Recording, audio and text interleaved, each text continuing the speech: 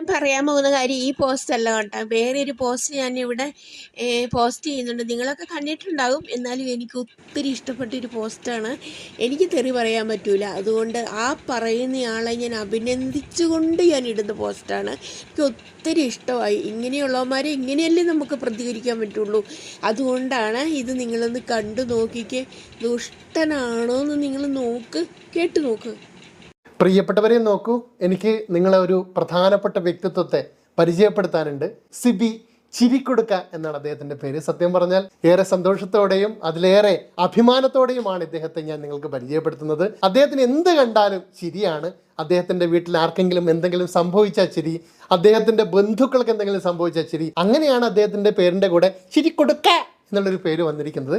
സത്യം പറഞ്ഞാൽ ഈ ചിരി കണ്ടാൽ നോക്കൂ, അദ്ദേഹത്തെ ശ്രദ്ധിച്ചു നോക്കൂ, എന്ത് സുന്ദരനും സുമുഖനും സൽസ്വഭാവിയും അതിലേറെ കോമളനുമാണ് അദ്ദേഹം, അല്ലേ? ഈ അദ്ദേഹമാണ് ഇങ്ങനെയൊരു വാർത്ത പടച്ചുവിട്ടിരിക്കുന്നത്. ഈ പരനാറിയ നമ്മൾ എന്താ വേണ്ടത്? നിങ്ങൾ ആലോചിച്ച് നോക്കി, ഇവൻ്റെ വീട്ടിലാണ് ഇങ്ങനൊരു അസുഖമുള്ള ആളെങ്കിൽ ഇവൻ ആദരാഞ്ജലികൾ പോസ്റ്റ് അടിച്ചെടുക്കുമോ?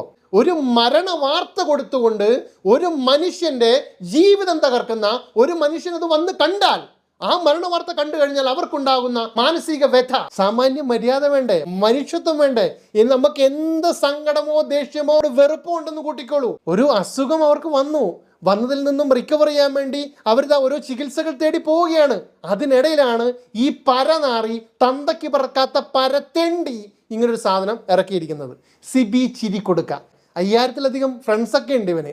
എന്തടിസ്ഥാനത്തിലാണ് ഇത്രയും സുഹൃത്തുക്കൾ ഇവനെ സപ്പോർട്ട് ചെയ്യുന്നത് എനിക്ക് മനസ്സിലാവാത്ത. പക്ഷേ ഇങ്ങനെയൊരു പോസ്റ്റ് ഇട്ടതിന് ശേഷം അതിനടിയിൽ വന്ന കമൻറ്റുകൾ കണ്ടാലറിയാം എന്താണ് പൊതുസമൂഹത്തിന് ഇവനോട് പറയാനുള്ളത്, എന്താണ് പൊതുസമൂഹത്തിന് ക്യാൻസർ എന്ന മഹാരോഗത്തെക്കുറിച്ച് പറയാനുള്ളത്. ഞാൻ റിക്കവർ ആവാൻ പ്രാർത്ഥിക്കണം. എന്നെ ഓർത്തിട്ടല്ല, എൻ്റെ ഋതപ്പനെ ഓർത്തിട്ട്. അവൻ കുഞ്ഞാണ്, അവനെ ഓർത്തിട്ട് എല്ലാവരും പ്രാർത്ഥിക്കണം. ഈ പറയുന്ന രേണുസുധിക്കും മക്കളില്ലേ? ആ മക്കളെ വളർത്തണ്ടേ, പോറ്റണ്ടേ? നമ്മൾ ആരെങ്കിലും അവർക്ക് ചെലവിന് കൊടുക്കുമോ?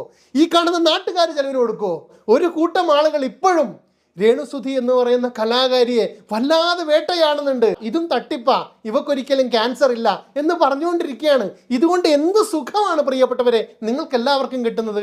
ഇതുകൊണ്ട് എന്ത് സന്തോഷമാണ് നിങ്ങൾക്ക് എല്ലാവർക്കും കിട്ടുന്നത്? ഒരു ഭർത്താവ് മരിച്ച സ്ത്രീ അവരുടെ ഇഷ്ടത്തിനനുസരിച്ച് അഭിനയിച്ച് അവരുടെ കുടുംബം പോറ്റാനുള്ള ശ്രമത്തിലാണ്. അതിനിടയിൽ അവർക്ക് ഒരു അസുഖം കൂടെ വന്നു പിടിപെട്ടു. പലരും പറയുന്നൊരു കാര്യം, ഭർത്താവ് മരിച്ച രേണുസുധി എന്താണ് ഇങ്ങനെയൊക്കെ കാണിക്കുന്നത്? എന്താണ് ഇത്ര വൾഗറായിട്ട് ഡ്രസ്സ് ധരിക്കുന്നത്?